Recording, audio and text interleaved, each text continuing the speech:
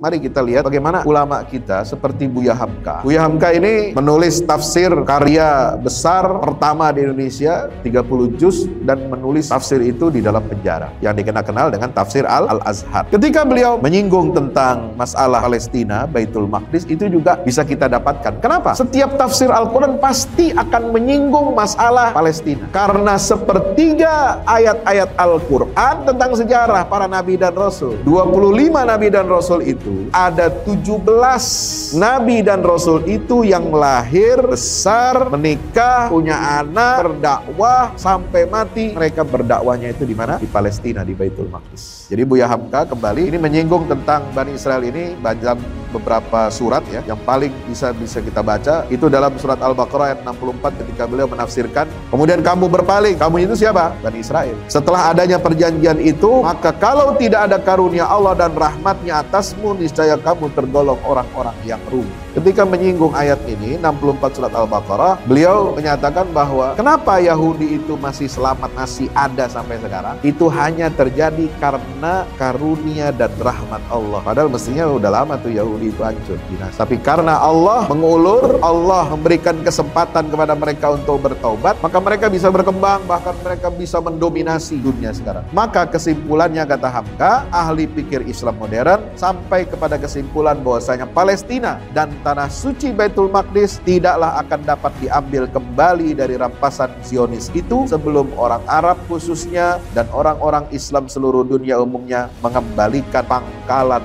pikirannya kepada Islam. Sebab baik Yahudi dengan Zionisnya atau negara kapitalis yang membantu dengan moral dan material berdirinya negara Israel itu, keduanya bergabung jadi satu secara modern, bukan untuk menentang Arab karena dia Arab, tapi menentang Arab karena dia statusnya adalah Islam. Hamka itu analisisnya tajam ya, bahwa ternyata yang dibalik opini yang menggerakkan opini dunia bahwa Islam itu agama teroris, umat Islam itu adalah kelompok teroris radikal yang melawan hegemoni Amerika, Israel itu adalah teroris, itu kan di belakangnya Yahudi semua, dan mereka ingin memerangi Islam dengan cara menggiring opini dunia. Itu semua sekarang terbuka mata dunia sekarang dengan apa yang genosida yang terjadi di jalur Gaza ini, membuka banyak mata orang-orang di barat yang mereka bukan muslim sekalipun, bahwa ternyata selama ini pandangan saya, pandangan kami orang barat terhadap muslim itu keliru. Ternyata yang teroris betul, yang teroris besar dan sesungguhnya adalah Zionis Israel dan Amerika yang mendukungnya. Ini terbuka.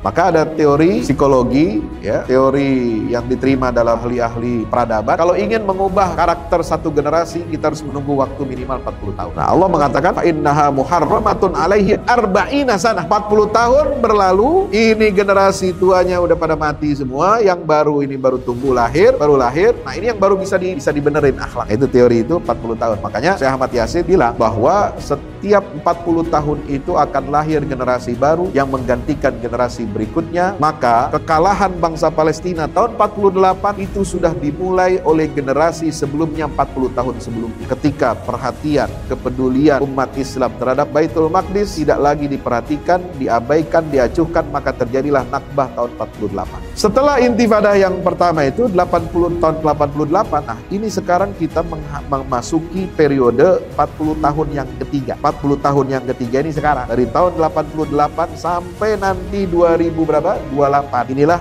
bangkit generasi baru yang melakukan perlawanan dengan Israel, bukan lagi dengan batu. Kalau dulu tahun 88 pakai ketapel tuh. Nah, sekarang generasi baru perlawanan Palestina hampir 40 tahun yang diprediksi oleh Syekh Ahmad Yasin itu sudah menghadapi Israel dengan apa? Dengan senjata, dengan teknologi militer yang canggih. Makanya wajarlah untuk menghadapi Yahudi itu, Allah ciptakan ini, orang Palestina ini, yang memiliki kekuatan intelektual yang sama, bahkan lebih hebat, superior daripada Israel. Kita berdoa kepada Allah, ya, agar saudara kita di Palestina diberikan pertolongan dan kemenangan oleh Allah Subhanahu Wa Taala. Mudah-mudahan Allah kabulkan doa kita, mendorong motivasi semangat kita untuk memerdekakan Masjidil Aqsa. Insya Allah.